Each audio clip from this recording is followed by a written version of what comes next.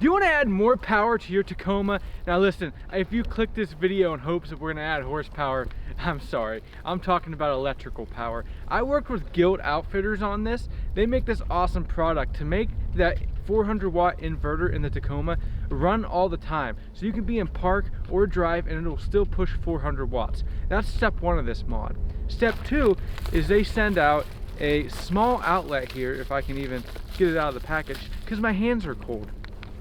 They get an outlet here, and we're gonna put this outlet in the back of the console in the truck, so we can have a 110 volt outlet in that truck on the inside. So that's step two of the mod. I'm gonna walk you through this, how to do it, and show you guys exactly, you know, step by step how to do this. But it's very cold out. I can't feel my hands right now. It's windy. It's crazy weather. But thanks for Guild Outfitters for sending this. They also sent a cool shirt, but it's too cold to be out in a t-shirt, but I just wanted to show you that. And I'm actually gonna be working with them to give you guys one of these kits as a giveaway. So check in the description, there'll be a link to a Gleam giveaway, and I'll be giving you guys one of these kits. Let's hop into this install. I wanted to bring you guys a little bit closer to show you guys what is included in this kit. So we have the outlet right here. And you can put this in a few different spots. I'm gonna put it in the back of the center console because that's, you know, just where I'm gonna use it the most. Secondly, this is an OEM Toyota part, and they include it in the kit, so it's nice because I looked and it's actually really hard to find this in stock anywhere, so it's cool that they have that. Secondly, they provided this cutout. I do still need to cut that out, but no big deal. It just lets you line this up so it can plop right in there, and it's nice that they provide that. It makes it pretty easy. And then they got the wiring. Now you can just get the wiring without all of this stuff, and this will let you run that 400 watt anytime to that back bed outlet. I personally like it with this because it's more useful. I find myself not using the bed outlet because a lot of the things I got to charge I don't really want left out in the weather and stuff like that. So this is gonna increase the use of my truck a lot. I've had the truck sitting out there running to try to warm it up because I'm telling you guys, it is very cold out there. I wasn't even gonna do this today, but I'm kind of bored. It's Saturday. I wanted a little bit of a project. So let's get into what kind of tools we need for this job. Not 100% we're gonna need a Phillips head, but I always like to bring it just in case. I have a plastic pry tool. Now you can use a flat head or something. I just have these because I don't want to scratch up my stuff, and these just work pretty well. You're gonna need 10 mil, and then I have 2 different sizes of these box cutters here, and I'm gonna use this to cut my plastic for that outlet. I might have to heat it up a little bit, but I should just be able to saw that out and have no issues with that. Some tape, a drill with some drill bits because that's how I'm going to start the hole, and I did already cut that out there. See, it kind of fits there. So what I'm going to do is I'm going to tape that and then just kind of boop boop boop cut it out. I might have to, you know, shimmy it up a little bit just to give it a little bit more room, and then that should just fit right in the back of the console. Let's go ahead and hop into this. I'm gonna take all this stuff out in the truck and get started. Alrighty guys, so here we are in the truck. Man, it stays like this that I kind of wish I had a garage. But I'm gonna go ahead and show you guys. There's this little piece of carpet here. You wanna go ahead and remove that, which exposes those bolts. Our next step is gonna be to remove those bolts. With those 10 mil bolts removed, go ahead and set them somewhere they are safe. Remember, we're gonna be moving all this console stuff around, so I wouldn't suggest setting anything here so you don't drop it and down in the under the carpet, and it'll just be a headache. So set it somewhere that's not here. Days like this, I realized that, you know, maybe I should probably clean my truck a little bit more often. Oh yeah, check out that Tacoma, that blue Tacoma. Got that from Christmas. My dad got me that. It looks cool, huh? It's a Etsy thing. Pretty neat though. Anyways, truck's a mess. Let's continue this. Depending on where you're gonna put your outlet, you have a few different location options. You know, I've seen some people put it down in there, but I'm gonna be putting it in the back of the console. So I'm gonna go ahead and only remove what I have to, and I really don't want to have to take my shift knob off because, you know, once you take them off, it's never gonna feel the same. That's how it is to me, at least. It'll be a little bit sideways, and it's just a headache. So I'm gonna try to not have to remove the shift knob, and I should just be able to kind of half dislocate some of this stuff. I'm going to try that and take apart as little as possible. So the first step is going to be to get the clips to unhook off the back of the center console here. So I'm going to pry up, if you can see there on this corner, and see if I can get it to come off. I did kind of want to show you this before I tear it any more apart. So here's the inverter button. As you see, it says 400 and 100. And I kind of told you guys it's a 110 volt outlet, but it's a 120 volt. That was my mistake. But if you see here, it can run 400 or 100 watts. But it can only run 400 if the vehicle is stationary and parked. That doesn't work very good because, you know, some refrigerators, when they kick on, they use a lot more than 100 watts for that initial like 30 seconds. So that's not cool, not very useful. Now this mod will let you run the 400 watts while you're moving all the time, no issues. And without having to cut in your wiring harness, which is very awesome. So what I did here is I took that tool, and I'm gonna try to show you it, but it's kind of difficult. And I went around and pried up on all that while pulling out, and I was able to get it to come off a good bit. You see there, now I can just pull it off, get that separated. So I got that pulled up, a little heads up, pull the e-brake, and it makes it a lot easier to move around that leather. I didn't have to remove the shifter. That should give me enough room to do what I need to do. So cool thing there. Everything else kind of comes off as you pull up. So no more bolts, no nothing, just little clips. So just kind of pull up from the back and everything will come undone. It is kind of hard to do because I have the door shut right now. So it's hard to show you guys because I don't want to open it because it's very cold and the truck's warm. But I'm going to have to go in the back seat now to continue this. It's starting to become very difficult to show you guys. But as you can see, the back of the console, all you got to do to move that is there's no bolts, it's those two. See how that kind of hinges there?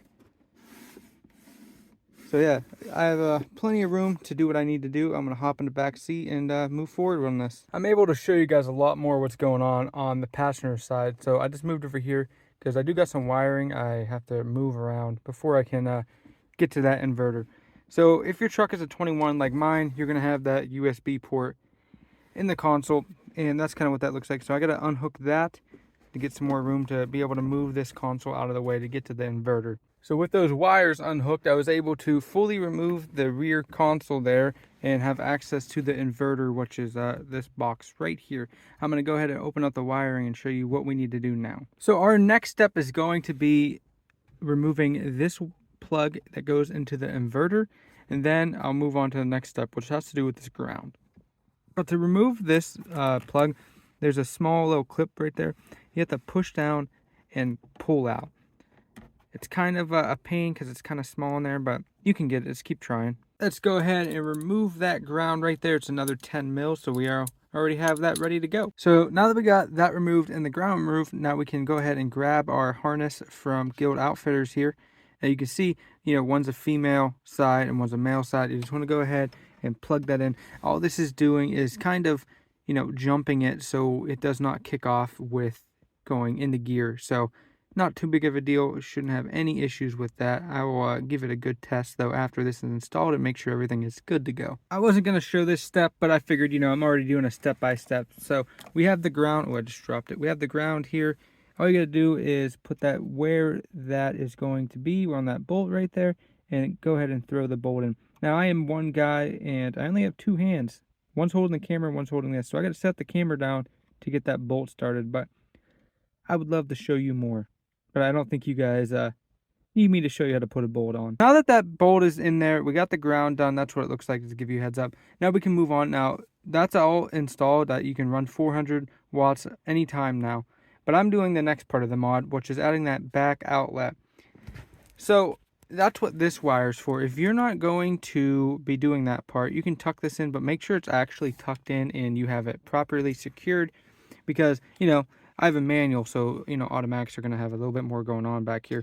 But, you know, that is a spring for the e-brake, and there's some mechanical stuff back here, so you don't want any wires getting stuck in that and, you know, possibly causing the e-brake to fail and or get stuck. So I'm going to make sure everything's secure. I'm actually going to run a zip tie, I think, down and under here to make sure this is secure, because I don't want that, you know, falling and this ground falling. So I'm going to make sure everything is kind of tucked up and secured under there, because I don't want anything messing around with my e-brake. If we take a look here, we can see that there's actually some venting and stuff in the inside of this.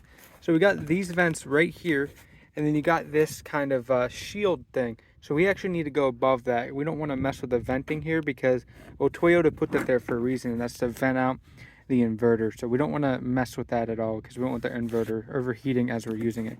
So we got to get that above that little line right there. Well, that little piece of plastic, you know, with an I labeled on it.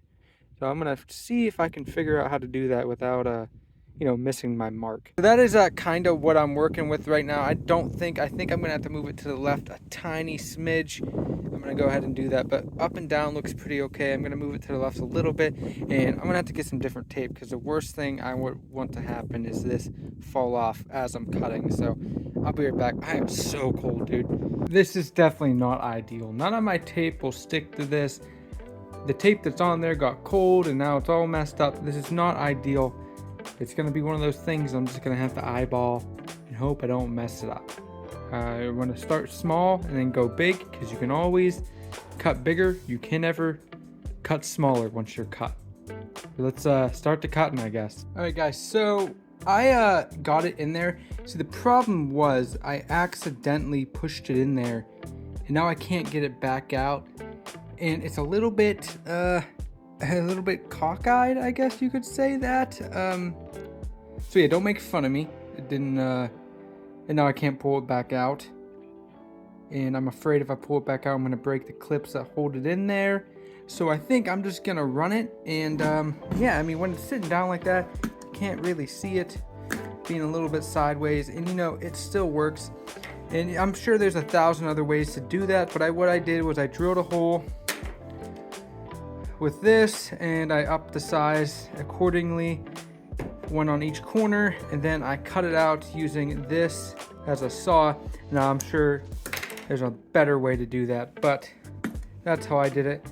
Let's go ahead and get that back in the truck. Back in the truck, guys, I went ahead and plugged in that rear outlet there, and I had to plug it in without removing it, so I had to like feed it up in there and kind of feel it with my hands because I didn't want to remove that outlet and end up breaking those clips. So I'm gonna go ahead and get this stuff put back together and show you that outlet in action. Just got everything put back together and made sure everything's working correctly. I wanted to show you what this outlet looks like in the back here.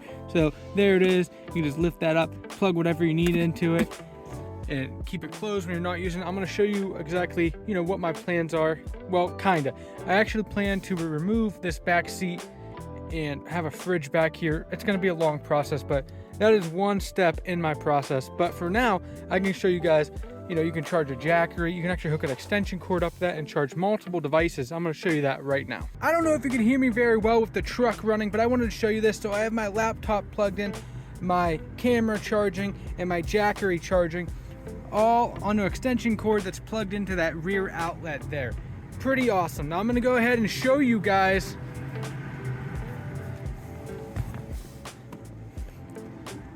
shut that door. I'm gonna go ahead and show you guys. See how it says 400 watts there? Now I will go ahead and put it in drive here.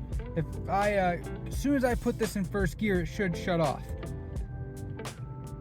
See that? Now we're moving. No problems at all. Pretty awesome.